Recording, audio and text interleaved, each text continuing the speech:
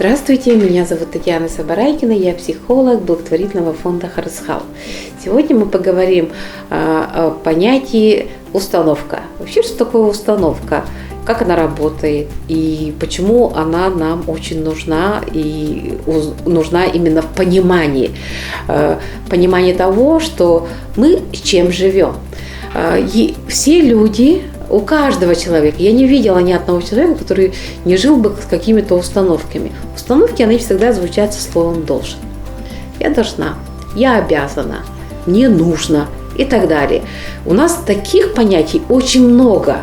Например, это может быть касаться установка по отношению к деньгам, по отношению к семье, по отношению к друзьям, по отношению к работе, по отношению к чистоте и порядку, по отношению, например, к понятию дружба и так далее, и так далее.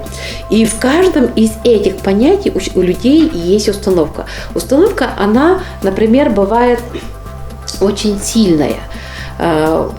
Например, он может звучать так: «Я должна помогать всем».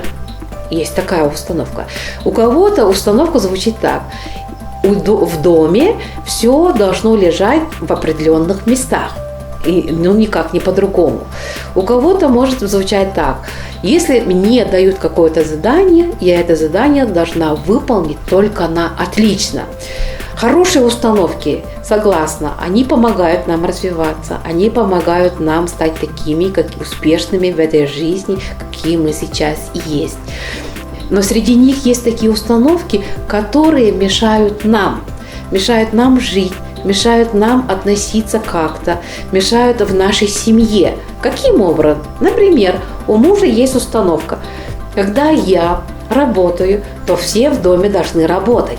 Не должен кто-то лежать и прохлаждаться. Когда мы все работаем, соответственно, тогда есть счастье.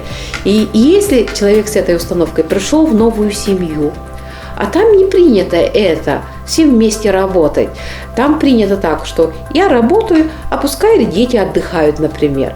Или, например, так: я могу все одна сделать, без помощи вашей, мне так лучше, так хорошо, например, так я лучше сделаю, даже чем если вы будете помогать. И когда встречаются такие два человека, муж, например, начинает говорить о том, что почему дети лежат, давайте все вместе это делать.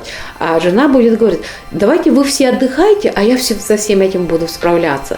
Поэтому наши установки начинают мешать в том плане, что мы начинаем конфликтовать друг с другом. И самое главное, мы нашу установку начинаем перелаживать на другого человека и думать о том, что этот человек должен делать то же самое абсолютно, то, что было заложено мне. Установки к нам пришли от наших родителей, от наших самых близких людей, от тех людей, которые нас воспитали, которых мы любим, от них мы это и берем. Они про это могут и не говорить абсолютно, ты должна быть какой-то, да, но они живут этой жизнью. И тогда мы берем от них эти установки. По поводу установок есть очень хорошая притча. Я хочу вам его показать, как она работает, эта установка. Предположим, притча про то, что про медведя. Медведя держали в вольере. Вольера 4 шага туда, 4 вот туда. Медведь жил в этой вольере, очень долго он жил в этой вольере. У зоопарка не было денег, чтобы построить большую вольеру. И наконец-то нашлись деньги. Наконец-то сделали огромную большую вольеру. И медведя выпустили туда. И что заметили работники зоопарка? Они увидели, что медведь ходит 4 туда и 4 туда.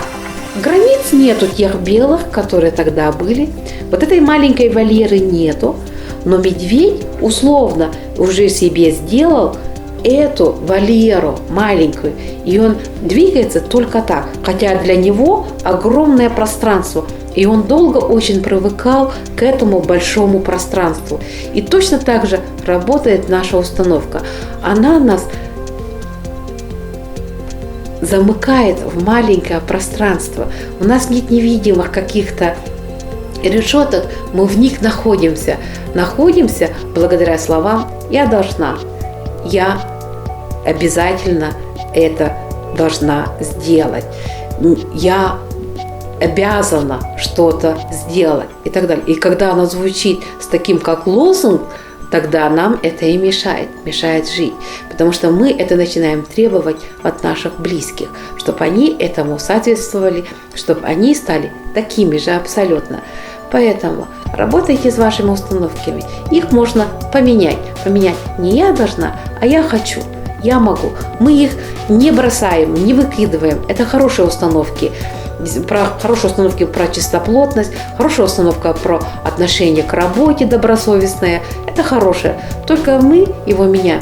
Я могу, я хочу, я желаю, чтобы это было.